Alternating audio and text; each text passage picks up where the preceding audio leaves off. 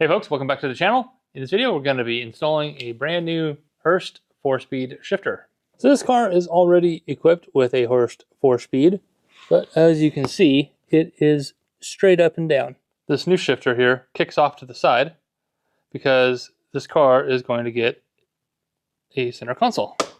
Here's the part number for the linkage kit, which has all the rods and levers. This is the part number for the shifter itself. So there's not much by way of instructions, just this exploded diagram, and then also a list of the parts. So most of this job is going to be under the car, and I want a lot of clearance, so I use my cardboard creeper here. So I'm going to disconnect these levers here,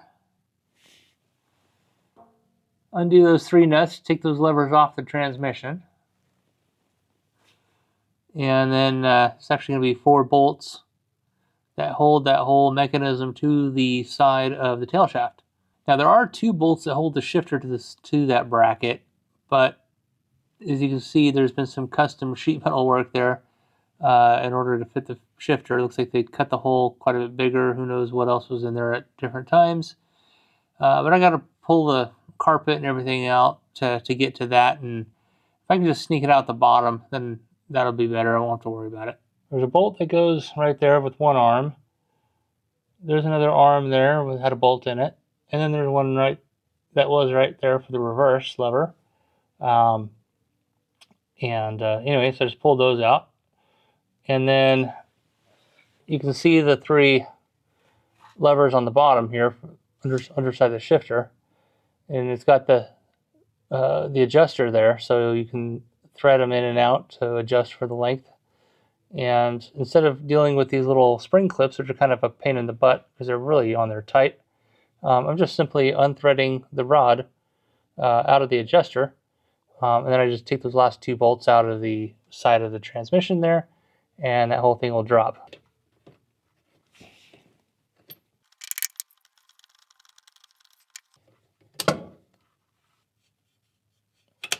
So I'm going to take the top one out here first because it's hardest to get to. The bottom one will at least hold the thing in place, and while I finagle this one out.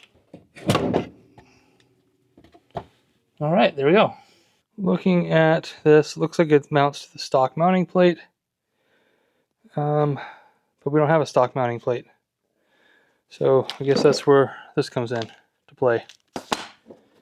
And I don't know what this is for.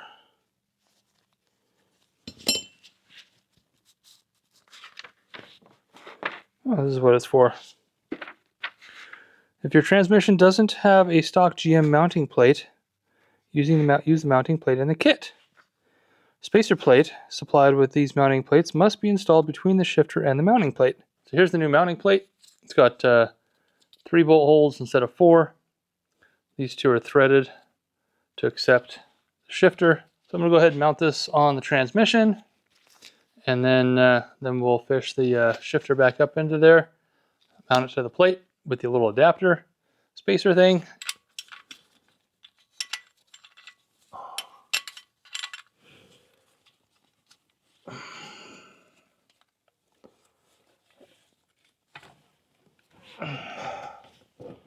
Oh, this ain't gonna work.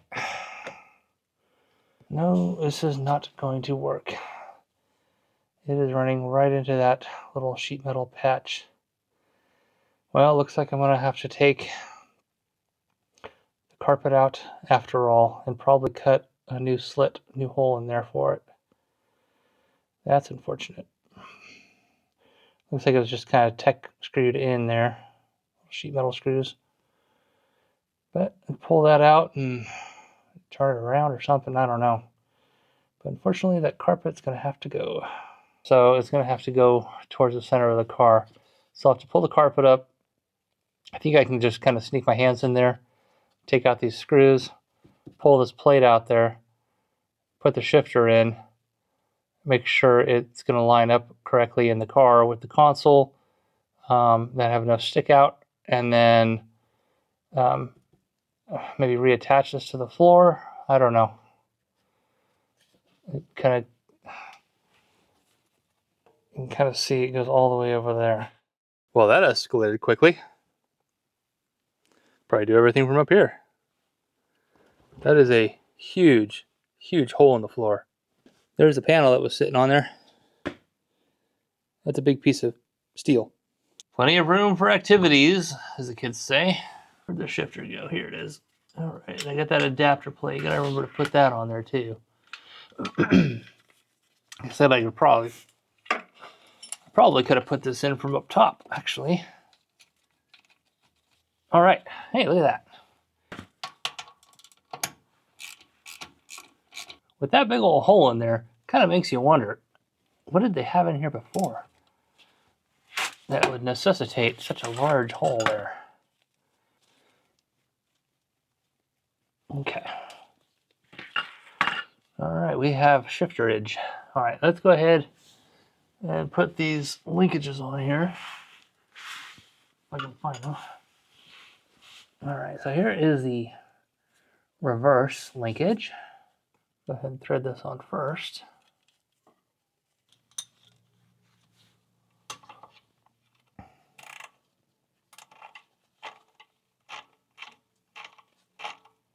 And get the little bushing in there. And that just slides right in.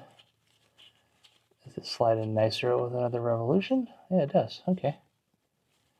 I'm going to take the little clip. Go ahead and kind of twist it in while you push it.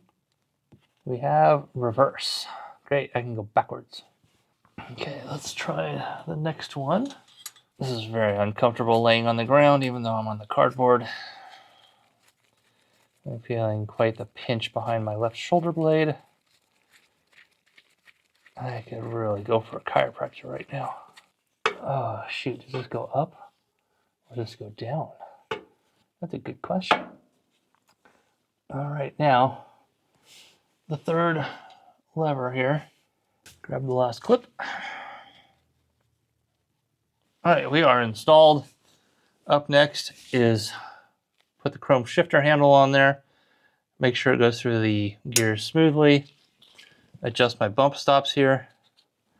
And then figure out a patch for the floor. However, there's one other feature of this vehicle. It's kind of a lockout, kind of a, I don't know, it's a theft deterrent thing, I guess, where you have to have it in reverse in order to take the key out, and it locks the steering wheel. So there's a rod that comes from the reverse lever, comes all the way forward to a bell crank on the frame, and then there's another.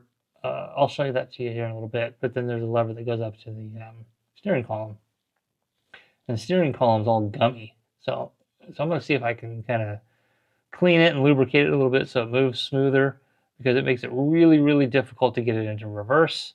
We're thinking, well, maybe there's something wrong with the transmission or the shifter, but as soon as I removed that extra rod, it actually, made it easy to shift into reverse again. So I'm going to get the shifter all sorted out first, and then we'll figure out the column linkage. If I can get that freed up with just some, spray lubricant, WD-40 or something. And then it's, got 50 years of grime on there. So let's go up on top, get the shifter installed, make sure it goes through all the gears, adjust the bump stop, and then I'll deal with the steering column issue, and then see what we need to do to, tidy up this floor again. All right, so we have the serrated edge here that goes against the serrated edge on the shifter. There's also a plate on the back. Flat part goes towards the shifter. It kind of locks everything in place. That's what the bolts actually connect to, or screw into, I guess.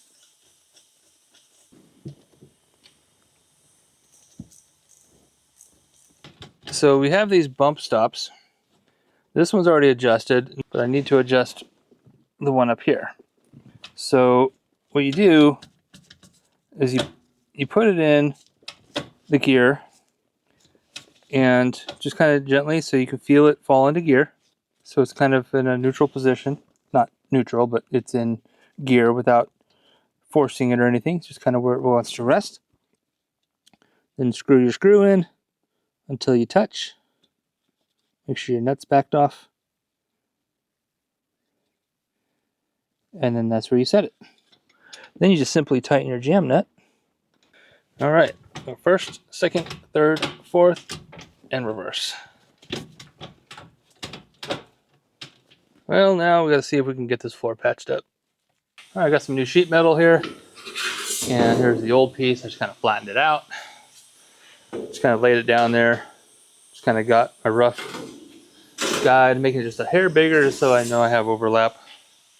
And then just kind of use my straight edge, scribe the line, use my chin snips, cut it out. So here's the piece. I'm gonna make it fit the floor. I gotta take the shifter off first. So what I did is I just set the paper towel kind of in the car. You can use cardboard or whatever, or just measure it out from the edges. And I just kind of pressed where the shifter was, because like I said, it's about flush with the floor. And then I just kind of turned it over and traced it out on here. Just kind of copied it. Doesn't have to be exact. And then what I'm gonna do is I'm just gonna use a death wheel and then just, you know, cut a rough opening. Well, probably a little bit bigger than this one because it needs to be able to move. And then test fit it in the floor, and if I need to open it up some more, I can. All right, I got that piece of sheet metal trimmed and cut and massaged to fit. Tell you what, I had to really channel my inner Dalton, get out the self-tappers, and behold, we have a tunnel. And yeah, doesn't look pretty. I think Dalton would approve. I don't know, what do you think? All right, guys, well, I still got to figure out this carpet, but we have a super smooth 4-speed. I like it. So earlier I was telling you about this rod right here. It connects to the reverse lever, and it goes up across the header here to this fulcrum piece, and then it transfers the push-pull vertical. It goes up to the column, and then the column has a lever coming off the side of it. Looks similar to like an automatic transmission selector, but it's just for the steering wheel lock and ignition lock. So basically you have to have the vehicle in reverse to be able to even get the key out or turn the steering wheel, because the steering wheel locks and it locks the key in the ignition. So you can turn the engine off in any gear, but you can't pull the key out until you stick it in reverse. And then it releases the key and then locks the steering wheel. So this was really hard to get into reverse. This part right here, the fulcrum is moving nice and smooth. It didn't have a problem. You know, before I connected the rod, goes into reverse real easy, and then it was the lever up on the steering column that was all kind of gummed up. So I doused it with some WD-40 along with the fulcrum here, and got it freed up really nice. All right, guys, thanks for watching. If you have any questions, leave them down in the comments below, and we'll see you on the next one.